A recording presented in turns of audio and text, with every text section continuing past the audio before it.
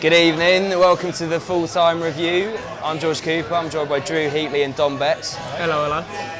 Oh, thank God for that, eh? It wasn't a perfect performance from the Whites, but it was a drastic improvement from Saturday. We saw Scott Parker revert to a more tried and tested formation. Plenty of talk about, but first and foremost, we had a change in between the sticks. We had Rodak in for Bettinelli. It's been a long time coming. It feels like we've been chatting about this on the pod for a while. Do you feel like it's a welcome change? Yeah, I feel like me and Dom are on the same page on this one. We're kind of happy that he let in a couple of goals, because I feel like as Dom says before, like the goalkeeper's best reputation is when they haven't played a game. And I don't think he was really tested today. I don't necessarily welcome the change because I don't think it was necessarily needed. But Scott's made his choice.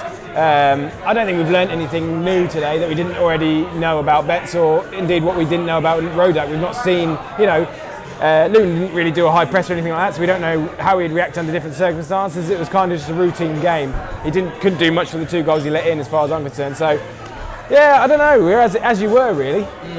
I think it seemed like a confident display from him. He didn't feel shaky at any time. I feel like his distribution was pretty on point. I love the way he just smashes it. He really puts his boot behind it, and whenever we're in trouble, which we didn't always see with Bettinelli, but I feel like now, do you think, Dom, that Parker has made his decision and we're going to see Rodak for the rest of the season? I don't know. I was always of the argument you don't need to make that decision, because I always think a goalkeeper looks better when they're not playing. Because he's played the one game before today against Southampton, I think I mentioned on Monday's podcast, and he's playing against a team who get the ball in very good attacking positions but can't finish their dinner, so he's going to be making saves. And I didn't think Bettinelli deserved to be dropped. Yes, he slipped for Tyrese Campbell's goal and gave away the penalty, but I don't think either of the goals on Saturday were his fault. So I understand why the change was made. I'm not a fan of it, because I think it disrupts the rhythm within the team. I understand often it's different with goalkeepers, that they're actually in support of each other and pushing each other forward, which loads of ex-goalkeepers say when they go on. But union. Yeah, goalkeepers union and all that. So yeah, I mean, Rodak didn't do anything wrong today. I'm not saying he should bring Betts back in, but I think it's not like last season when we can afford to be testing goalkeeper. We couldn't afford it last season, to be fair, but we need to stick with a goalkeeper and go there. And the only reason I want to stick with Betts is because we always have this. We haven't stuck with a number 1 all season since Mark Swartzer left the club. I'm thinking Stekelenburg, Stockdale, you had, Kirali, Lonergan, Lewis, Bettinelli, Button, Rico, Fabry. So it was, I understand, I can see why the decision was made, but I just didn't see the need for it, considering I don't think Rodak offers anything more than we already have. And let's say Rodak gets into a run of making mistakes, or let's say he did, right? Who are you going to bring in? Magnus Norman? He did fine today, but I didn't think the change was needed in the first place. There's something about Bettinelli, either not just match days, but must be on the training pitch. He doesn't instill confidence in managers. He never has, because he's never played a full 38, 46 game season. Yeah. The first game of the season was the first season we could be our starting goalkeeper from the beginning, pretty much. Last season it was Fabry, the season before it was Button, the season before it was Button. And whether they decide that they want to start with him and then lose confidence in him, or whether they don't think he's ready at the beginning of the season, no manager that we've had since Betts has been in the first team squad has had the confidence in him to say, you're our number 1, nothing's going to change that. So, we don't see what happens at Motspur 5 days of the week, 6 days of the week, but there's something there that Parker's obviously said, okay, so you've made some errors in games, but there must be something on the training pitch as well, otherwise he's not just going to make that decision based on that, as far as I'm concerned anyway. Fantastic. Meta road back, don't you look back. There's a chant in there somewhere. I'll leave that one to you, Dom. As our Fulhamish songwriter. Anyway, so let's not delay talking about it any further. Mitrovic hat-trick, and what I felt was an all-round perfect performance from a centre forward. What do you think? Yeah, you can just see what he's like when he's got the service, right? So, he's had some quality assists today. He was able to get in and amongst it. You can see he cuts a forlorn figure when he doesn't get what he needs, and we've seen it before. But when he gets it, he's not got any pace. He's not one of those strikers who's going to run onto a ball and then have one of these lovely solo goals. He needs to have that delivery, and today he got it. And you just see exactly when we play to his strengths what he's capable of. Absolutely. Did you see that overhead kick that he did on about 10 minutes in as well? It was like Ronaldinho. He was trying it all. He was trying it all today. But no, Mitrovic again, when he gets to service, he's the best striker in the league by an absolute country mile. It's obvious he's too good for this division, and he's perfectly capable in the Premier League, as we know. So it's great that we've got him, and I think he's in the lead with 12 goals now, 11 goals, and the next player, right, is Ollie Watkins with 8, but he scored 3 in one game and 2 in another. So let's say after that he's only scored 3. Mitrovic is it's the first time he's scored probably a multiple amount of goals. He's been scoring consistently. I think it's probably, was it 11 in 13 games now? You know, he's top goal scorer in the league. He's going to be, any way we go up the season, he's going to be critical to it. He was getting the service today, which is key, because as much as there's been a lot of games, to be fair, especially when we're in the Premier League, that Mitrovic is probably our best player on the pitch but doesn't score a goal. It's great when he gets those goals, and had to with his confidence a world of good after getting absolutely zilch service on the weekend at Stoke. So I think it was. I'm not saying we needed to make a statement today, but it was vital. We just got the win at all costs. I know Ben. We discussed it on Monday's podcast about it's not about we're not losing sort of mentality. It's about we need to win, and we got that 3 points today. And you know what? We're only 2 points off the automatics, 4 points off top. And obviously Bristol obviously got a late win against Charlton, which unfortunately means we're not seeing the playoff positions. But if you look at the table now, it's ludicrous. Like, there's so many teams who are in and amongst it. It's all about these next 3 games between now and the international break. Borough away, Hull at home, Birmingham away. I'm sorry, but you have to be looking at 9 points from that. Like, I know it's thinking quite big, but like if you look at those 3 games individually, or even these 5 games individually, as I said, is that you look at all the games individually, you're looking at 3 points. Yes, you can't look at winning 4 games on the bounce or whatever it is, but you've got to look at these games individually, like Luton at home, win. Hull at home, win. Borough away, in the state they're in, win. You're looking at Birmingham away. I know they've been decent this season, but you've got to be looking at wins here. And if we are going to get top 2, you need to be winning these sort of games. And it was good just to see us not play to our absolute best, especially at the back, but just get those 3 points over the line. Absolutely. How many times have we seen at home this season when we've drawn games? Or lost games? I'm thinking Forest, I'm thinking West Brom. Like, these are the sort of games no matter what happens, you just need to get 3 points. The difference between top 2 and playoffs is playoff teams like to go on unbeaten runs, they target unbeaten runs, and top 2 teams target winning runs, and that's what we need to go on. That's a very good point. It's a very good point. As we said, it was a massive improvement from the Stoke game. We saw the formation that we tried and failed with on Saturday revert back to more tried and tested. I thought Harrison Reed was fantastic just in front of the back 4. I thought he provided something completely different, and I also enjoyed watching Declan Reed and Tom Kearney playing, you know, a bit just in front. I felt like as a whole, Ben touched upon it on the podcast a bit, but we were sat a lot deeper and trying to exploit space, which allowed the pace of Declan Reed and Caballero to move forward. And I thought we looked a lot more dangerous from it. Would you guys agree? I think it's probably the best we've seen Reed when he's in the centre of the park. I've not been a fan of him so far in the centre park. I wasn't annoyed when I saw he was starting because I think he's a good player, although I don't think he's ever going to score. Because it just seems like he's one of those, he's going to have, I don't know, an Eddie Johnson or... Yeah, he's got a bit of a, what's the saying, something on your back. He's got the monkey on his back. That's the one, that's the one. I do think that he's a good player, and he probably best has played through the middle of the park today. I just can't see him ever scoring a goal. But no, I thought the service that him and Kenny provided, but if you're going to play that system when you have Kearney and Reed, I think you need Harrison Reed. I don't think Arter or Johansson or McDonald can offer that. I think Reed offers what you get with the likes of like a Johansson, but also the defensive cover of a Kevin McDonald or a Harry Arter here. So I think there's no reason to change anything except, I don't know, if you decided to bring in Stephen Session at right back or Betts. I can't see Betts going back and going. It'd be a bit weird to run and play Rodak and then bring Betts back in. But I think I expect this team to be the team that goes into the Borough game, and I think if anything it'll be more suited to playing against Borough. Because obviously we're away from home, and I think the way we play just simply is more suited to going away from home. Harrison Reed's a funny one. He's, I was talking to Sammy on the weekend about him. We said we've seen him play for other teams on loan in the Championship, and then as soon as he comes to us, we suddenly can't remember anything about him. But he's one of those players that without him, things just don't work as well. He does all of the boring stuff. He does all of the boring work, but he keeps everything going. And he's been one of the signings of the summer for me so far. And when he's come in, and I think in this moment he could be the summer signing of the summer. Everyone points to Caballero knockout. I don't think they've been as impressive as everyone's making them out to be. And I think Harrison Reed is really impressed to what people were expecting of him.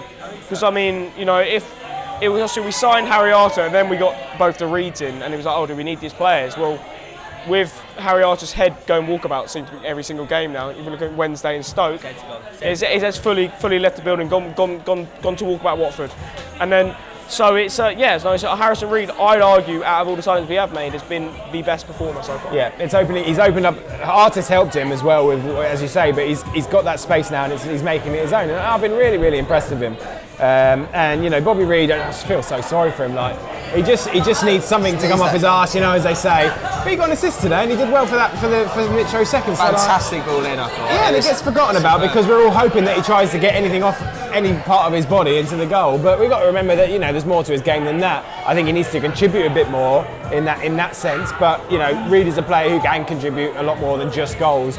So if we can see that part of his game go up, then we'll be happy, as well as if he can hit a few goals in off any part of his body. Really. Absolutely. I feel like we've got a few players like that at the moment that you just need things to start clicking for them. I felt Knockaert had a poor game today. I don't want to focus on the negatives too much, but I felt like he's just kind of misfiring at the moment and just needs that kind of that goal, that little confidence boost that will really enable us to see the best of him. Sure. Just want to reflect quickly on their goals. I felt like Luton didn't really offer an awful lot going forward. They got a few big old units, so I thought they looked a danger from set pieces, and then of course that was our undoing. Is there anything that we could have done better with that? I mean, it was a great ball in. It's a great ball, but someone should be watching the runner Potts for the first. I think it's Brad Potts for the first goal.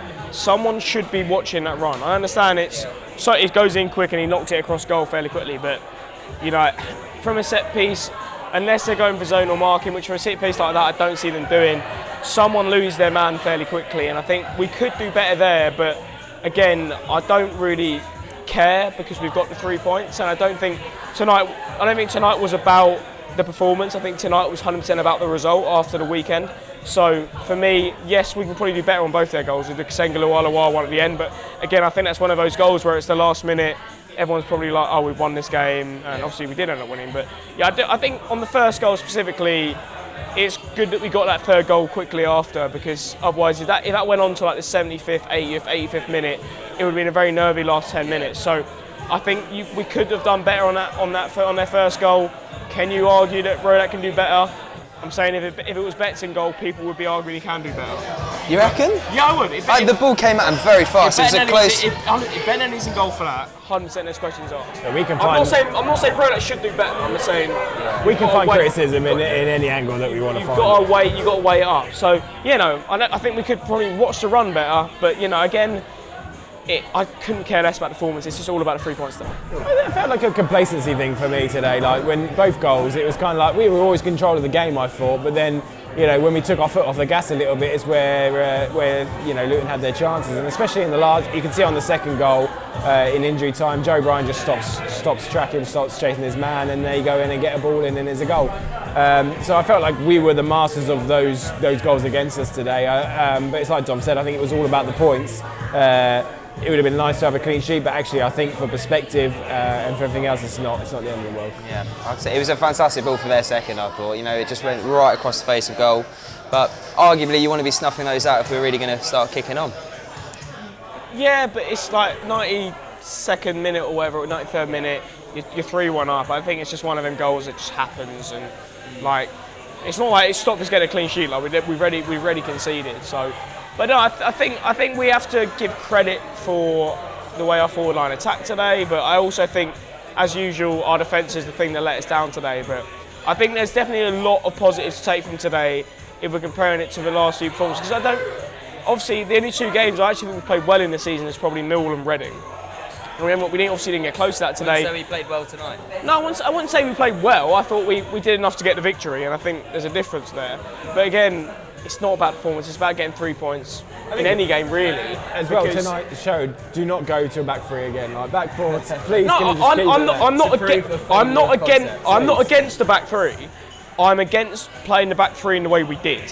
Sure. Because let's say you play, well, realistically, the two outside centre backs, best players there, you'd argue Lamarchon and Adoi technically.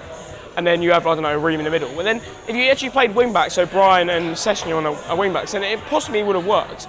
But then I just think that we know the system that works for us. It's a 4-3-3 or a 4-2-3-1. Yeah. Stick to it. Yeah. We've got players who suit those positions. I just do think if we can get 9 points over the next 3 games, we'll really make a statement to the rest of the league. We've seen how many points are getting drops in this race for promotion. Yep. If you win the next 3 games out of 3, we could be sitting top going into the next international break.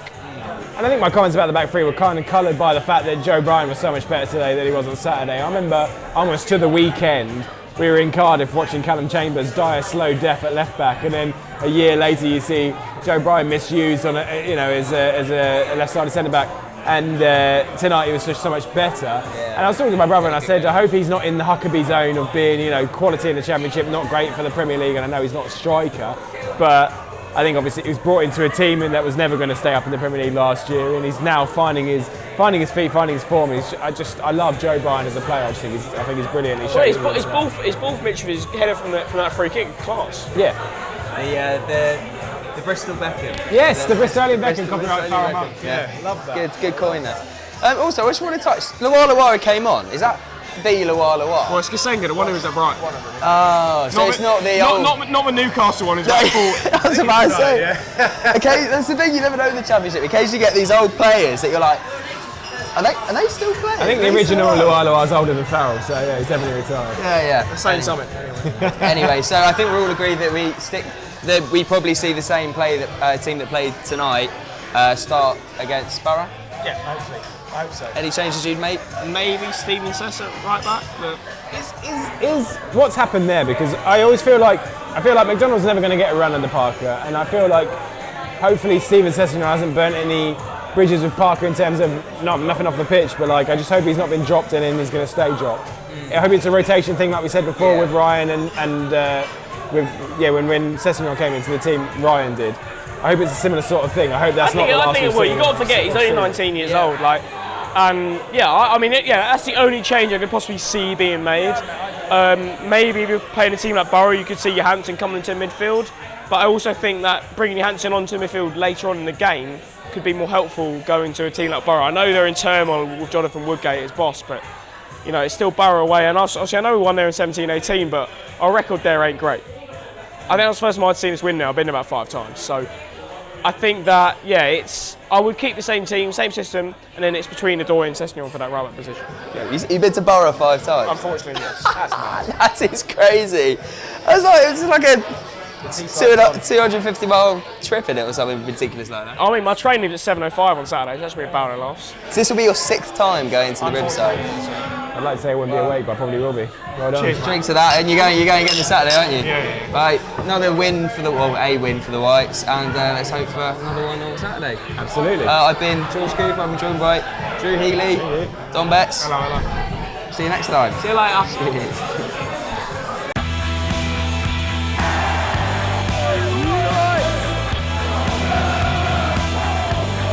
Fulham White.